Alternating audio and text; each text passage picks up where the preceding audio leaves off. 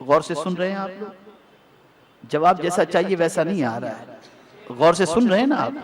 बिल्कुल एकदम तवज्जो के साथ सुने। तो हजरत अबू हुरैरा रज़ी अल्लाह तआला अन्हु से रिवायत है कि रसूलुल्लाह सल्लल्लाहु अलैहि वसल्लम ने हमें बयान फरमाया, जब अल्लाह अज़्ज़ व जल्ल ने आसमान और जमीन की तख्लीक फरमा ली तो सूर पैदा फरमाया, और वो सूर हजरत इसराफील अलैहिस्सलातु वस्सलाम को दिया। आपके जहन में ये सवाल आता होगा, ये सूर क्या है? सहाबा के भी जहन में ये बात आई थी। तो सहाबा ने आकाए करीम सल्लल्लाहु ताला अलैहि वसल्लम से इसके हवाले से सवाल किया, लेकिन उस सवाल से पहले थोड़ी सी हदीस शरीफ को अच्छी तरह समझ लें कि हजरत इसराफील अलैहिस्सलातु वस्सलाम को अल्लाह अज़्ज़ व जल्ल ने वो सूर दिया जिसे हजरत इसराफील अलैहिस्सलाम ने अपने मुंह से लगा रखा है। यानी कब से लगा रखा है हजरत इसराफील अलैहिस्सलाम ने? जब से अल्लाह ने जमीन और आसमान को पैदा फरमाया। हजार साल गुजर चुके जमीन और आसमान की पैदाइश को, लेकिन जब जमीन और आसमान पैदा की गई उसके बाद ही रब्बे कदीर जल्ल जलालहू ने हजरत इसराफील अलैहिस्सलाम को सूर अता फरमाई, जिस सूर को हजरत इसराफील अलैहिस्सलातु वस्सलाम ने अपने मुंह से लगा रखा है। और मुंह से लगाकर वो क्या कर रहे हैं? तो फरमाया गया, और वो अपनी निगाहें अर्श पर जमाए इस इंतजार में हैं कि कब हुक्म मिले और मैं सूर फूंकूं। मुंह में सूर लेकर अर्श पर निगाहें जमाए हुए हैं। कब से? जब से जमीन और आसमान की तख्लीक मुकम्मल हो गई और रब ने सूर अता फरमाया, तब से लेकर आज तक वो अपनी निगाहें अर्श पर जमाए हुए हैं कि पता नहीं कब रब का हुक्म मिले और मैं सूर फूंक दूं। यहां से एक बात समझ में आई कि किसी को कयामत का इल्म नहीं है कि कब वाक़े होगी, लेकिन वाक़े होगी, ये बात अपनी जगह पर बिल्कुल दुरुस्त है। तो हजरत अबू हुरैरा रज़ी अल्लाह ताला अन्हु अर्ज करते हैं कि मैंने अर्ज किया, यानी हुजूर सल्लल्लाहु अलैहि वसल्लम से, कि सूर की हकीकत क्या है? ये क्या है सूर? तो आकाए करीम सल्लल्लाहु अलैहि वसल्लम ने फरमाया, वो बहुत बड़ा सींग है। सींग समझते हैं ना भाई? बकरे को सींग होते हैं ना? होते हैं ना? गधे को सींग नहीं होते, बकरे को तो होते हैं। तो जो सींग होते हैं ना, इसी तरीके का एक सींग है। लेकिन आप बकरे की साइज का सींग ना समझें, इसकी भी वजाहत हुजूर ने फरमाई। सरकार सल्लल्लाहु अलैहि वसल्लम ने फरमाया, सूर एक सींग है। तो हजरत अबू हुरैरा रज़ी अल्लाह ताला अन्हु ने अर्ज किया कि या रसूल अल्लाह सल्लल्लाहु अलैहि वसल्लम, वो सींग कैसा है? तो सरकार सल्लल्लाहु अलैहि वसल्लम ने फरमाया, वो बहुत बड़ा है, उसके सुराख की वुसअत आसमानों और जमीन की चौड़ाई के बराबर है।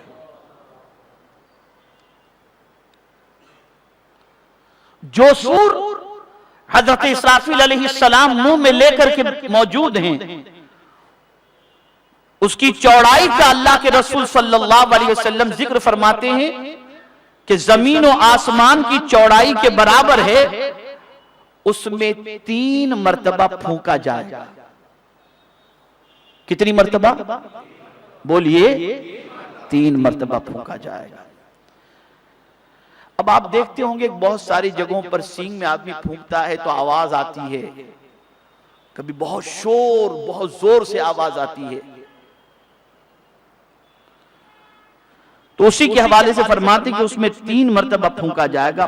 पहली फूंक जिसे नफखा कहा जाता है, पहली फूंक जब हजरत इसराफील अलैहिस्सलातु वस्सलाम उस सूर में फूंकेंगे, पहली फूंक, तो फरमाया गया वो पहली फूंक जो होगी वो घबराहट के लिए होगी।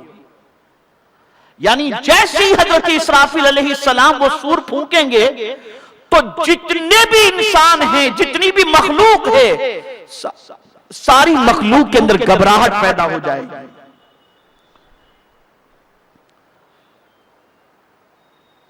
और दूसरी मौत के लिए, और तीसरी अल्लाह ताला के सामने खड़े होने के लिए।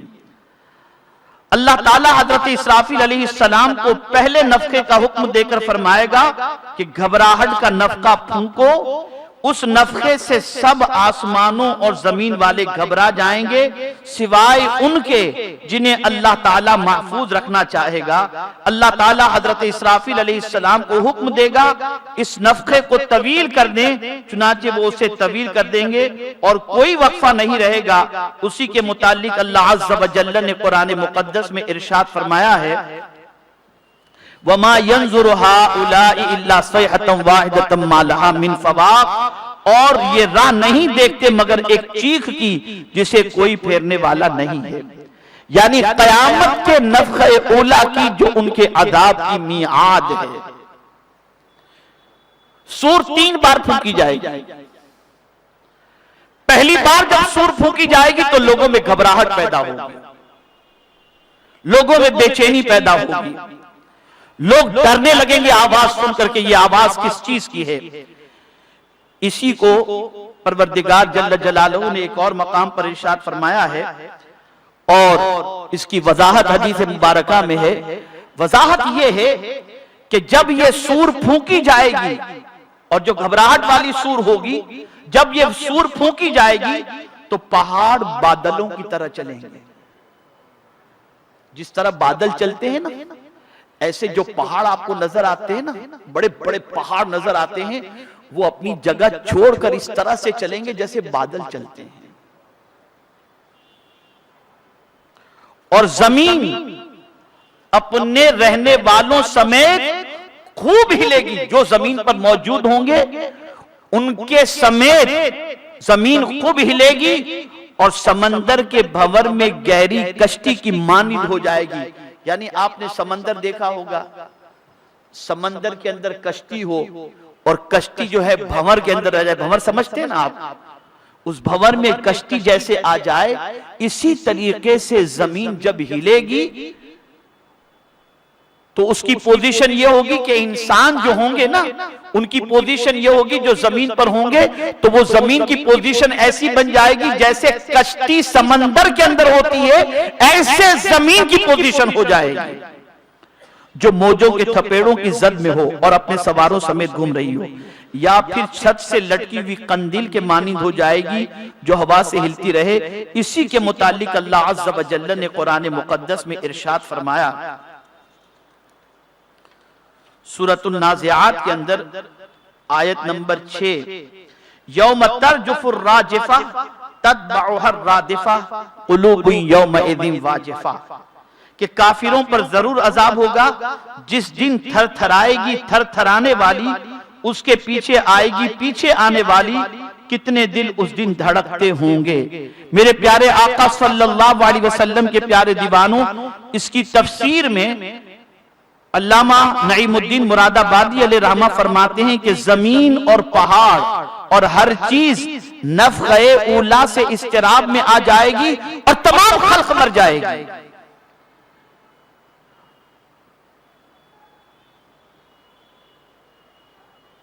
और मेरे प्यारे आका सल्लल्लाहु ताला अलैहि वसल्लम के प्यारे दीवानों, और एक मकाम पर फरमाया गया कि जब जमीन अपनी पुष्ट पर मौजूद लोगों समेत घूमेगी तो दूध पिलाने वाली औरतें अपने बच्चों से गाफिल हो जाएंगी,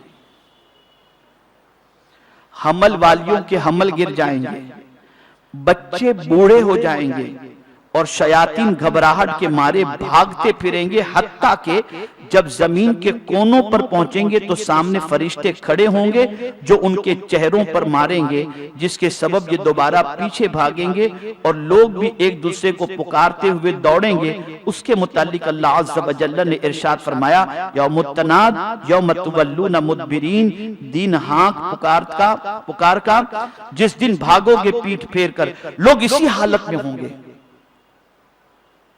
यानी नफ़ख़े ऊला के बाद सिचुएशन ये होगी कि जो औरतें प्रेग्नेंट होंगी उनके हमल गिर जाएंगे। जो मां अपने बच्चे को दूध पिला रही होगी वो बच्चे को भूल जाएगी।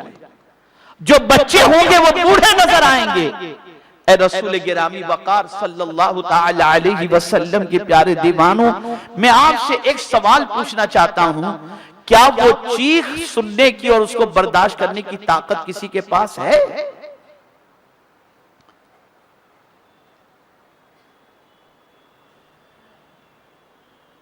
इसीलिए फरमाया गया पनाह मांगो।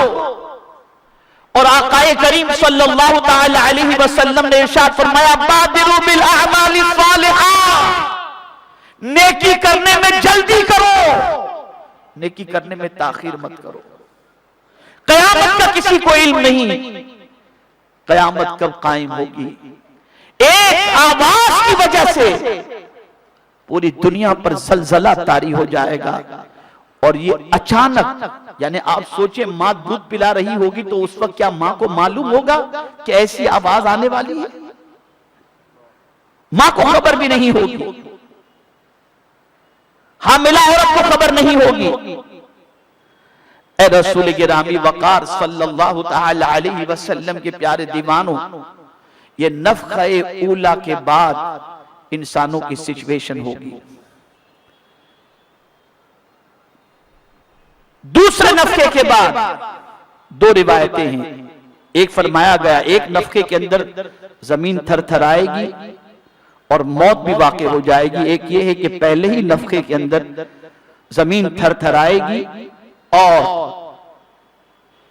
औरतें माएं अपने बच्चे को भूल जाएंगी और इसी के साथ साथ जमीन जो है उसकी पोजीशन इस तरह से हो जाएगी जैसे हवा के अंदर, आसमान के अंदर छत पर कंदील लटकती है, ऐसे जमीन की सिचुएशन हो जाएगी।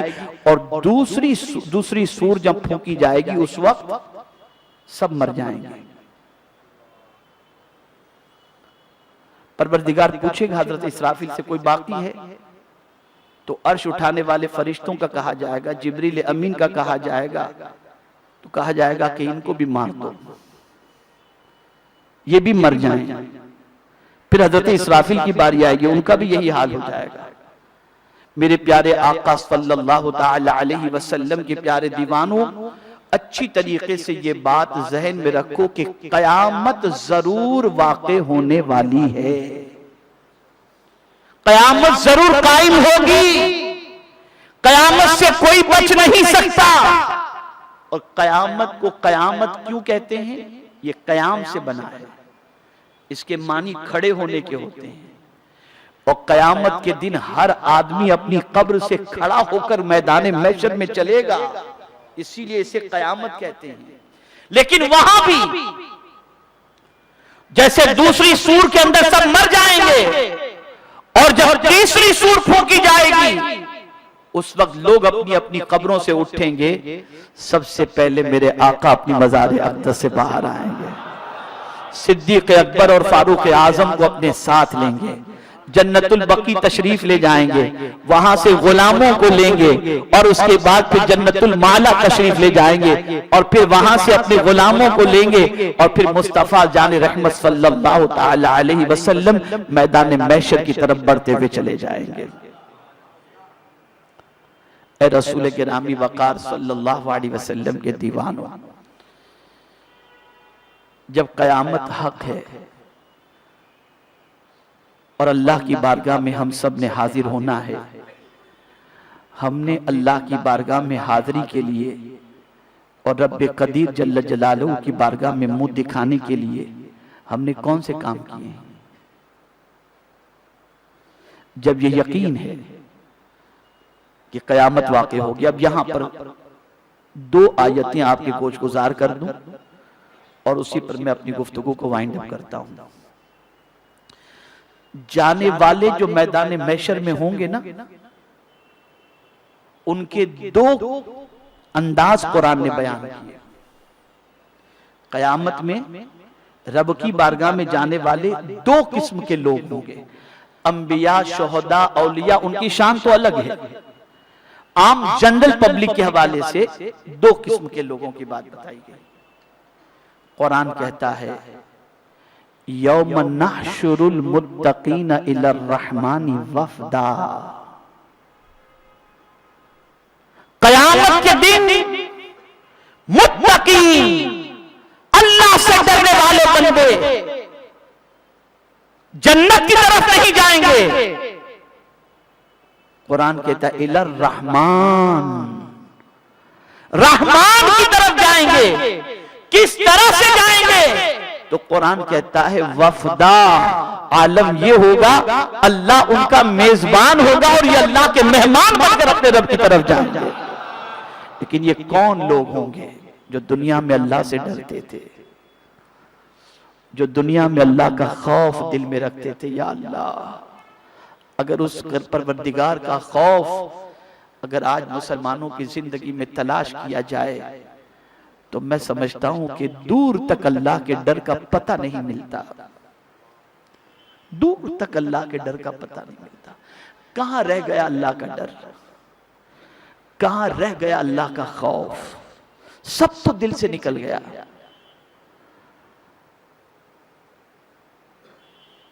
अल्लाह का डर इस तरह से दिल से निकल चुका है कि जैसे कयामत में अल्लाह की बारगाह में हाजिर होना ही नहीं है। जानते हैं आप, मुझे डर की बात याद आई तो इस मौके पर एक वाकया याद आ रहा है। नन्ना सा एक 6 साल का बच्चा जंगलों बयाबान में जाकर के रो रहा है, आंख से आंसू निकल रहे हैं, गिरियोजारी कर रहा है।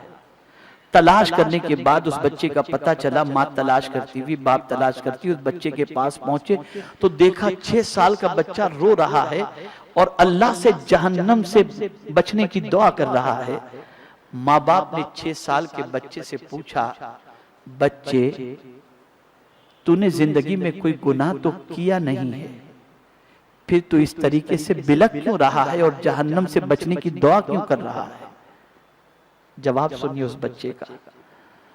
वो बच्चा कहता है, माँ मैंने देखा है जब तू चूल्हा जलाती है ना तो पहले बड़ी लकड़ियों को नहीं डालती, छोटी छोटी लकड़ियों को डालती है। तो मैं इसलिए रो रहा हूं कि कहीं ऐसा ना हो कि जहन्नम की आग को भड़काने के लिए अल्लाह सबसे पहले हम जैसे छोटों को अंदर डाले। ये डर है, ये डर है। कहां है मुसलमानों में डर?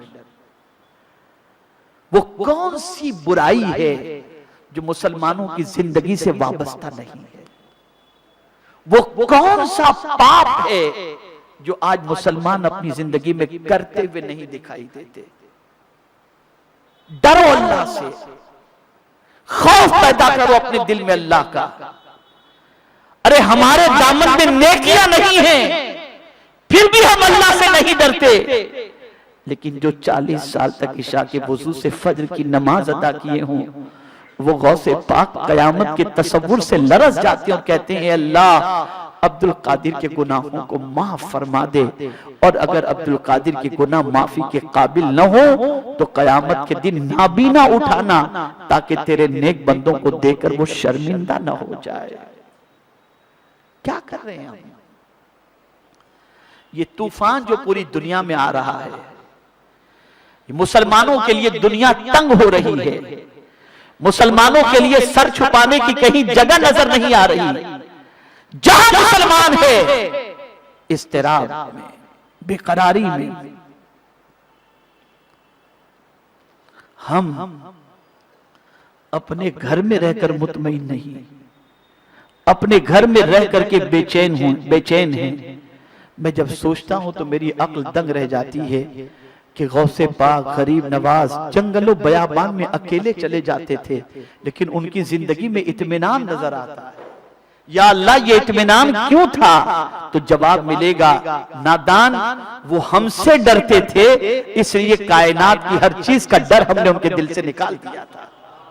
लेकिन हमने अल्लाह से डरना छोड़ दिया। सबसे डरते हैं, सबसे डरते हैं।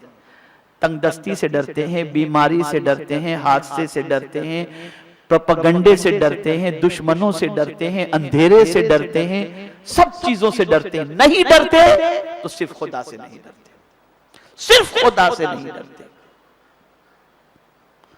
अच्छा, हैरत की बात तो मजीद ये है, हैरत की बात तो ये है कि भाई जैसे डिटेक्ट हो जाए कि इसको शुगर हो गई है, तो शुगर का जब पता चल जाए तो आदमी मीठी चीज से परहेज करता है ना, एहतियात करता है कि कहीं मेरी शुगर बढ़ न जाए। जैसे ही पता चला कि शुगर है, आदमी एहतियात करना शुरू कर देता है। ए मुसलमानों, मैं आपसे पूछता हूं, क्या ये दुनिया में मची हुई तबाही हमारे लिए काफी नहीं है कि ये देखकर हम नहीं सोच रहे कि ये सारी तबाही क्यों है, ये सारी मुसीबतें क्यों हैं? कभी हमने सोचने की कोशिश की? ये सारे सिंबल, ये सारी निशानियां ये बता रही हैं कि मा असाबक मिन मुसीबतिन फबिमा कसबत अयदीकुम।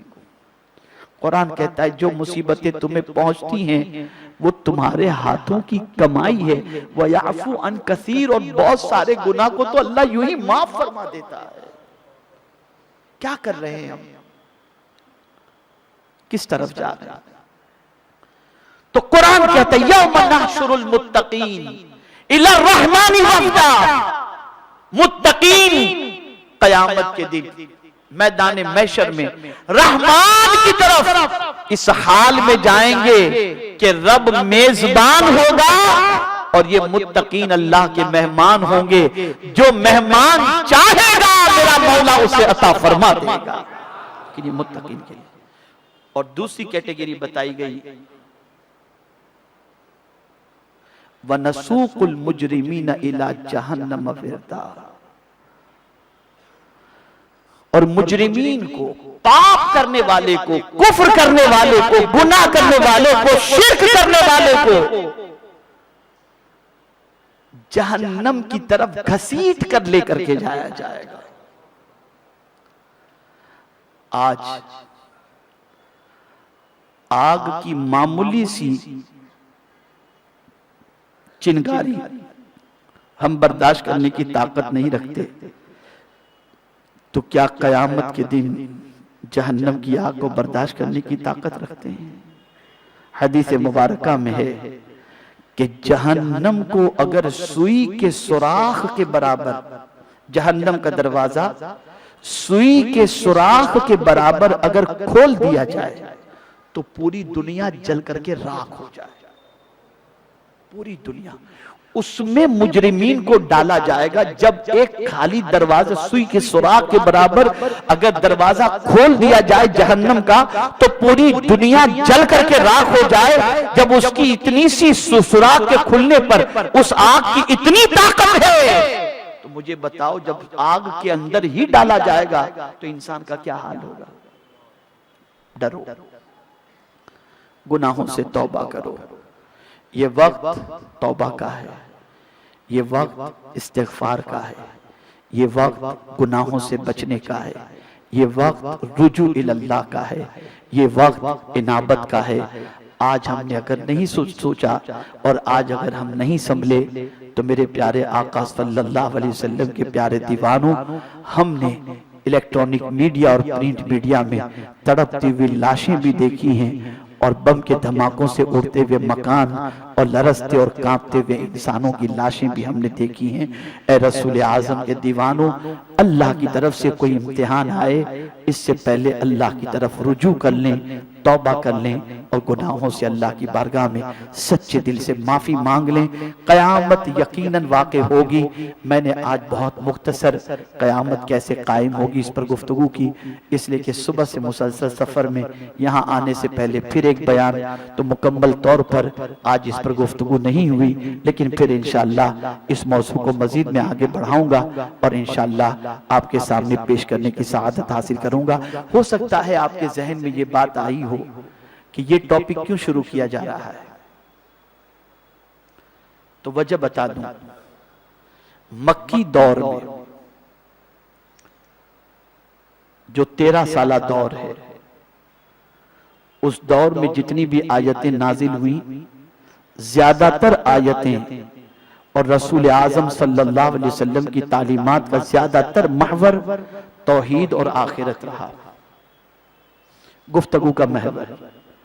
हुजूर तौहीद पर और आखिरत पर अपने मानने वालों को समझाते रहे, लोगों को बताते रहे। मैं समझता हूं कि इस वक्त पूरी दुनिया का मुसलमान मक्की दौर में है, उसे बहुत समझाया जा रहा है लेकिन नहीं समझता। हो सकता है आखिरत के डर से उसके दिल के अंदर खौफ पैदा हो जाए और वो अपनी जिंदगी को संवारे। अल्लाह मुझे आपको सबको कहने सुनने से ज्यादा अमल की तौफीक अता फरमाए, हमारी आखिरत अच्छी फरमाए, हमारी दुनिया अच्छी फरमाए, हमें रब अपना डर अता फरमाए, अपना खौफ अता फरमाए, अपनी खशियत अता फरमाए। हम दुनिया में गाने सुनकर, आज के मुसलमान बहुत सारे गाने सुनकर के रोते हैं, गजलें सुनकर के रोते हैं, इन आंसुओं की कोई कीमत नहीं। लेकिन आप जानते हैं जिस जहन्नम की आग की पोजीशन ये है कि अगर सुई के सुराख के बराबर खोल दिया जाए तो पूरी दुनिया जल करके राख हो जाए, उस ताकतवर आग को भी अगर कोई बुझाने की ताकत रखता है तो एक मोमिन का अल्लाह से डर कर आंसू बहाना, वो आंसू कयामत में जहन्नम को बुझाने की ताकत रखते हैं। तो अल्लाह से डर करके रो, गजलें सुन करके नहीं, गाने सुन करके नहीं, इमोशनल सीन देख करके नहीं, इससे कोई फायदा नहीं, कोई फायदा नहीं।